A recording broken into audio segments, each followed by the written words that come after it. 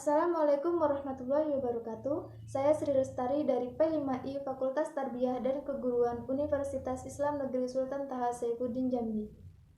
Di sini saya akan memenuhi tugas ujian tengah semester mata kuliah evaluasi proses dan hasil belajar. Sebelumnya kita akan mengetahui apa itu evaluasi proses dan apa itu evaluasi penilaian hasil belajar. Evaluasi proses yaitu rangkaian kegiatan yang dilaksanakan dengan sengaja untuk mengetahui tingkat keberhasilan proses pembelajaran atau pengajaran yang telah dilaksanakan. Sedangkan evaluasi penilaian hasil belajar yaitu kegiatan yang ditujukan untuk mengetahui tercapai atau tidaknya suatu tujuan pembelajaran atau proses pembelajaran yang telah dilaksanakan. Selanjutnya yaitu hakikat pembelajaran. Hakikat evaluasi pembelajaran yaitu mengukur, mengevaluasi, dan menilai. Mengukur yaitu suatu kegiatan yang menghasilkan deskripsi kuantitatif, pemberian angka terhadap satuan atribut atau karakteristik yang dimiliki oleh seseorang, dan juga proses menentukan besaran, dimensi, dan kapasitas terhadap satuan ukur. Menilai yaitu keputusan di dalam ukuran baik ataupun buruk, pemberian makna dari pengukuran dengan acuan yang tepat. Mengevaluasi yaitu suatu proses untuk mengambil keputusan dari hasil pengukuran baik itu menggunakan tes ataupun non-tes.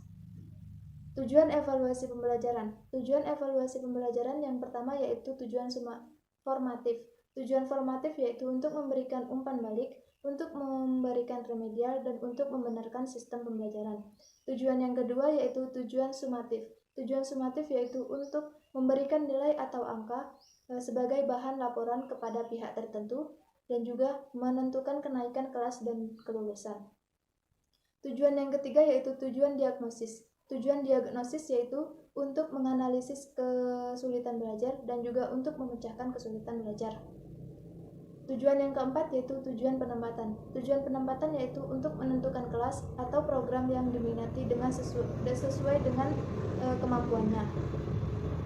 Fungsi evaluasi pembelajaran. Fungsi evaluasi pembelajaran secara umum yaitu untuk menilai hasil belajar peserta didik, untuk mempertanggungjawabkan kepercayaan peserta didik kepada orang tua dan masyarakat, dan yang ketiga untuk menentukan tercapainya mutu pembelajaran secara umum.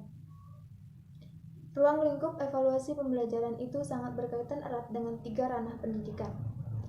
Ranah yang pertama yaitu ranah kognitif, yaitu perilaku yang lebih menekankan terhadap kemampuan intelektual, yaitu seperti pengetahuan diri ataupun kemampuan berpikir.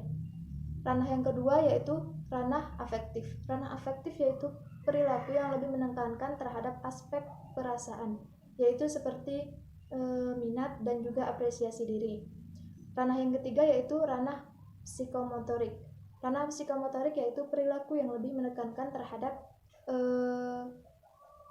perilaku keterampilan, yaitu seperti keterampilan mengetik dan juga keterampilan mengoperasikan mesin.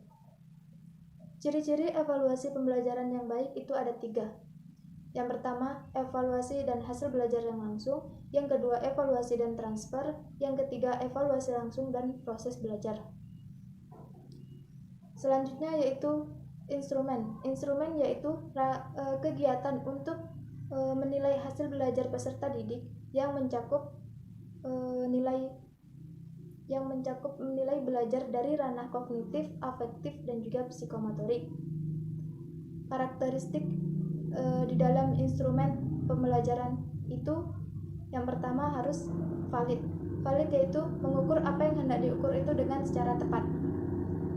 Karakteristik yang kedua yaitu harus reliable. Reliable yaitu hasil yang didapat itu harus sesuai dengan asas ataupun konsisten. Karakteristik yang ketiga yaitu harus relevan. Relevan itu harus sesuai dengan apa yang telah ditentukan di awal. Harus sesuai dengan standar kompetensi, harus sesuai dengan kompetensi dasar, dan juga harus sesuai dengan indikator yang telah ditetapkan di awal. Yang selanjutnya ada representatif. Representatif itu yaitu materi yang diajarkan itu harus mewakili dari semua materi yang telah diajarkan. Terus yang selanjutnya ada praktis. Praktis itu mudah untuk digunakan. Terus ada Diskriminatif. Diskriminatif yaitu disusun dengan seruntut-runtutnya agar dapat membedakan perbedaan-perbedaan yang terkecil sekalipun. Terus yang selanjutnya ada spesifik dan juga ada proporsional. Proporsional yaitu harus dengan urutan yang tepat, yaitu dari ketinggi ke lemah ataupun ke menengah, harus sesuai dengan urutan. Langkah-langkah di dalam perencanaan evaluasi pembelajaran. Yang pertama yaitu harus merumuskan tujuan mengapa dilaksanakan evaluasi tersebut. Yang kedua harus menentukan aspek apa yang akan digunakan, yaitu seperti aspek kognitif, aspek psikomotorik, dan juga aspek kognitif. Yang ketiga yaitu menentukan teknik apa yang akan digunakan. Yang keempat yaitu menentukan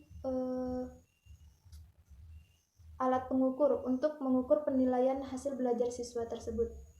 Yang kelima yaitu menentukan tolak ukur norma yang akan digunakan sebagai pedoman ataupun patokan. Dan yang terakhir yaitu menentukan frekuensi evaluasi di dalam pembelajaran tersebut. Demikian yang dapat saya sampaikan. Mohon maaf bila ada kesalahan. Saya akhiri. Wassalamualaikum warahmatullahi wabarakatuh.